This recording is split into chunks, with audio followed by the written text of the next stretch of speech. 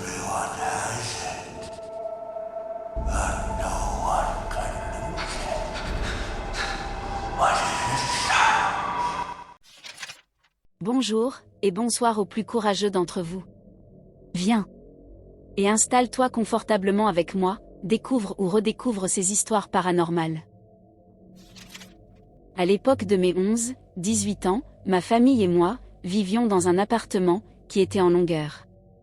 J'ai toujours ressenti, voire, parfois cru apercevoir un homme, sombre, tel une ombre, dans le salon lorsque tout était éteint, et eu cette sensation d'être observé la nuit.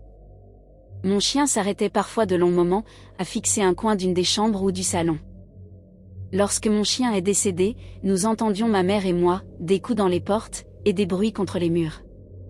Ma chienne faisait ces bruits la nuit de son vivant, car elle vieillissait et n'avait plus qu'un œil, elle se cognait. Mais elle ne l'était plus. En parlant à mon ami, nous avions remarqué avec effroi, à avoir vu la même chose. Qu'il avait un grand chapeau. Peut-être, qu'on s'était influencé l'un l'autre. Sans jamais en avoir parlé à ma mère, nous en discutons un soir, tous les trois. Sans un mot de notre part, elle nous dit qu'il y avait un grand homme, dans le salon, avec un chapeau. Bonjour, je m'appelle Sarah, j'ai 20 ans, et je vis dans le sud de la France.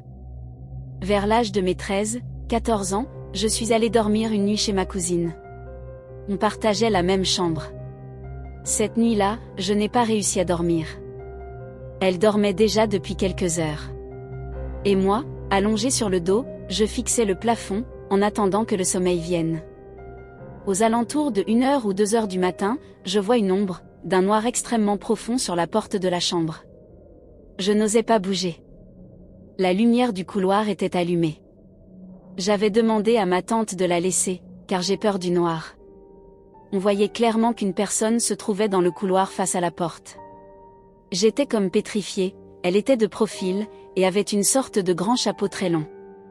Je pouvais voir, comme un énorme sac rempli tenu par sa main. Et de l'autre main, elle faisait des signes qui disaient « Viens, approche ». Ses mouvements étaient très lents, et je pouvais clairement voir la forme de son nez assez haut. J'aurais dit que c'était une femme. À ce moment-là, j'étais en pleine remise en question. Il faut savoir que c'était ma première expérience paranormale, et je n'y croyais pas du tout à cet âge. Je commençais à me faire un tas de films dans ma tête.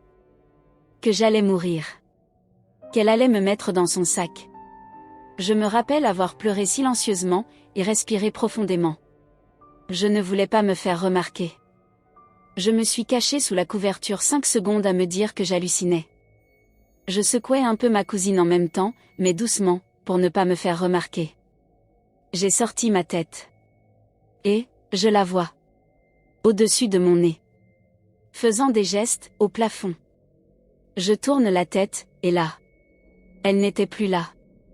J'étais pétrifiée. J'ai bondi. Pinça ma cousine, elle a pris un peu de temps pour comprendre ce qu'il se passait. On a vu l'ombre, retourner à la porte, et elle a hurlé, en allumant une petite veilleuse en cœur. L'ombre a disparu directement. Après cela, un blanc s'est installé. On s'est regardé, sans rien dire, et on s'est recouché.